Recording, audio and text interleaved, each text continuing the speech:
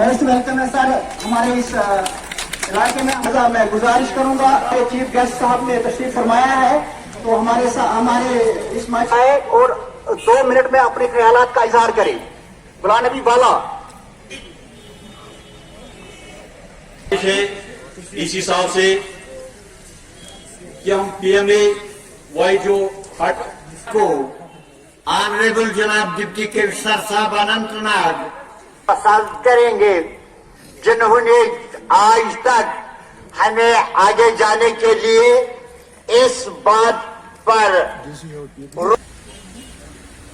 ये क्या कहते हैं डिग्री कॉलेज जिनके साथ ये हुआ कॉलेज दीगर जगहों पर फंक्शन कर रहे हैं, लेकिन न जाने किन अस्पताल, जबकि यहाँ का अस्पताल बड़ी अच्छी, यहाँ का अस्पताल कहीं कोई वारदात हो जाए आग की या किया गया है इसकी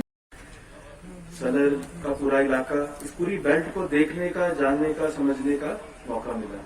करवाया जाए और इसी डायरेक्शन में हमारी पूरी कोशिश है कि जितने भी काम आपके डिस्ट्रिक्ट एपेक्स के रखवाए गए हैं उनको बहुत जल्दी से जल्दी खत्म करवा दें।